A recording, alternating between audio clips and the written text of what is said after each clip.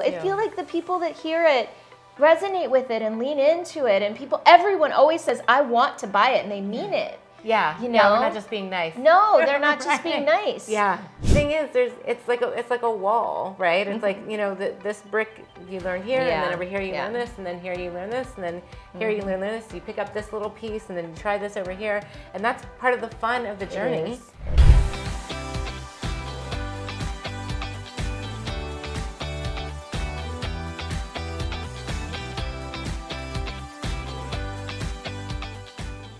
Okay, so this is, you know, a journey I've never created. I mean, I wrote a book, but nothing like this. So talk to us a little bit of just like the behind the scenes. What's the how do you create something like this? What's the whole process look like? Well, it started with the poem, and then from the poem, I wanted to find the right artist. Like I felt like the right artist would be a collaboration.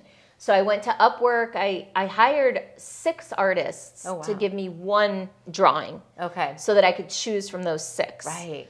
And then there was one that was Kiki or Kristen, and she just gave me by far the most aligned art, what I wanted. I wanted like a steampunk, a little bit surreal, a little bit magical, fantastical. Yeah. You know, that sort of thing. And so that's what I got. So that took from September. I mean, it took about like maybe 9 months. Wow. 8 or 9 months. Okay, to get all of the pictures. So I sent her, I think I mentioned this before, sent her a slideshow with what I wanted on each one, and she sent me back a series of sketches. Okay. So first it was black and white, just like pencil sketches. Hey, do you like this concept? And I'd be like, actually, you know what, I was thinking, so like, for example, to use this as an example, there's this one drawing here, which is V shared her, I'll show you the picture. V shared her dream with some she knew, the ones she most respected, but met with doubt and ridicule, which left her quite dejected.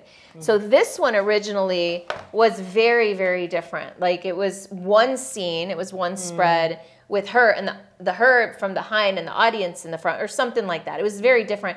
And I was like, well, actually I have this vision of this right side especially. So on the left side she's presenting. I like that. But on the right side, you know, that the fear that she experiences is actually it's distorted.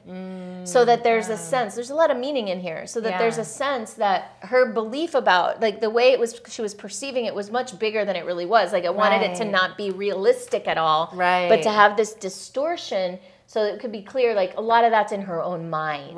Right. And see how she sees herself tiny and small here. Right. It's a total distortion. And it kind of leads into the next page when she struggles to overcome her inclination to stay small. So I wanted to play with, like, a lot of what I was thinking too is just, you know, how does one thing lead into the next thing? So so that was a big process, getting all of that artwork, because you know me, I have pretty high standards. Yes, you do. An eye for detail. For sure. And an eye for art. You know, and I care about art to the point where I wouldn't recommend this to everybody. I tried to find a layout editor to lay the text out on the art, and I tried so many, and I spent thousands of dollars trying to do that, and I ended up doing it myself. Wow. So I laid it out, which I'm actually really proud of. I love how it's done. Yeah. It's going to look a little different in the final, but so then so now that's where we are. I've got all the final artwork. You know, I've had to get a couple things rescanned. We're just waiting, and now I'm just putting the print order in. Wow. And distribution and have it. Point of sale and all that, how to sell it, which I'm trying to create something really quick because we have a meeting that we're going to, an event we're going to together in a few days. And I want to have it ready so that I can, you know, so people can buy it. Yeah, I'm ready to buy it. Yes, I know. I'm going to include this in the welcome gift for my clients. Oh, yay. Ooh, that's a good idea. I know. I love it. So that's another part of it. How am I going to sell it? What are the distribution channels? Right. You know, I feel like this could catch on.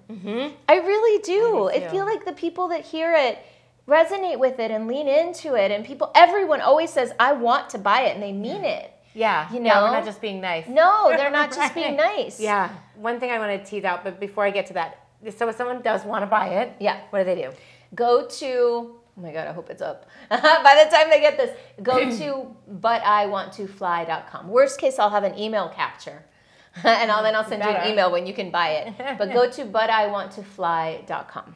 Excellent. Okay, so that's how we can get it. So as I'm watching you show the pictures in the book and I'm just hearing you talk about it and all that, it reminds me, it's so much of what we've been talking about in these videos, all the little pieces come together into this. Yeah. Because you used to work in an art gallery. Yes. The dots are connecting. Right? I was an editor and a publisher of a magazine. Yeah, so layout and all of the artistry of that piece of it.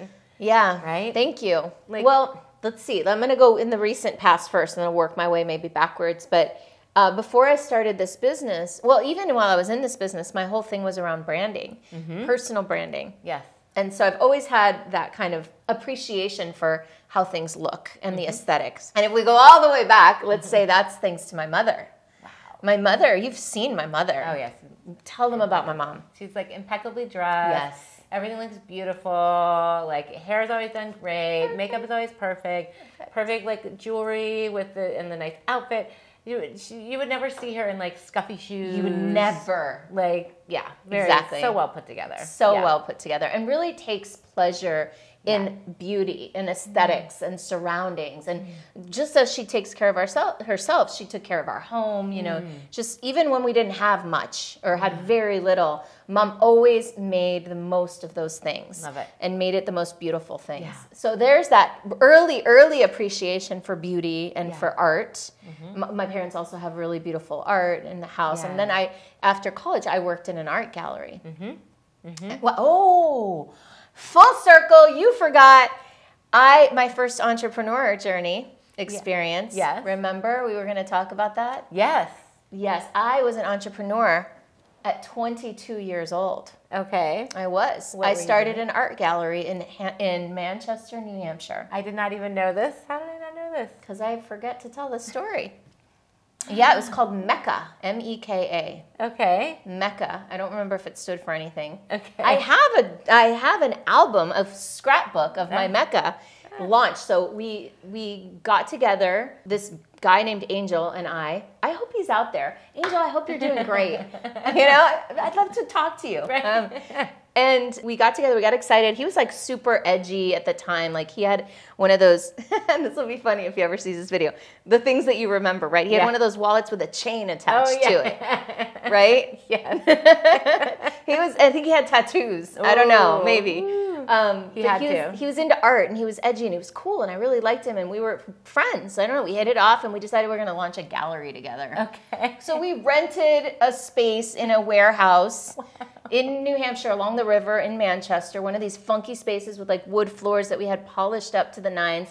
And then I went around to artists all over the area and asked them if they wanted to display their artwork, and they all did. And then we put their art together. We had an opening and nobody bought anything. Nobody bought anything. Yeah, and truth be told, I hightailed it out of there. I got a job offer down in Boston working in an art gallery. I was like, I'm out. This is one of the things I regret. Like these are one of those things where, we do things and now I'm a different version. I would do things differently, right? Right. I don't even think I took care of returning the art to those artists. Oh, wow. Mm-hmm. Wow. Yeah. Wow. Yeah. Maybe I left Angel with that duty. I don't know. Yeah. But I don't feel good about that. But anyways, that's, I'll go do the alchemy on that later. Yeah. And so that was the art gallery, worked at the art gallery, then moved to Miami. Long story short, that was not great, that initial job. And then I started working at the magazine. Yeah. And in the magazine, I got exposed to a lot of like magazine-y. I learned a lot about layout. I would do these when I became the publisher of the magazine, the executive publisher.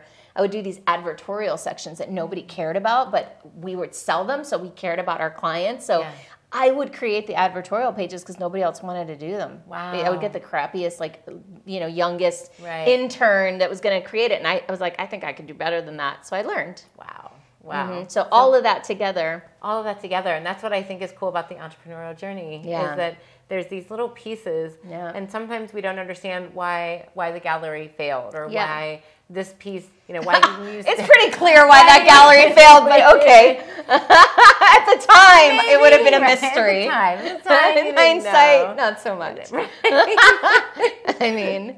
But But the thing is, it's like a wall, right? It's like, you know, this brick you learned here, and then over here you learn this, and then here you learn this, and then here you learn this. You pick up this little piece, and then you try this over here, and that's part of the fun of the journey. It is. Is to put all those pieces together in a different way and have, you know, your eye and your desire be able to take this that you've created and put it out in a really beautiful and different way. Thank you. You're welcome. It's a beautiful thing. Thank you. Michelle, thank you for sharing this with us, for creating this, and for I don't know, putting some more beauty out into the world. Thank you. I appreciate it. And thank you all for being here.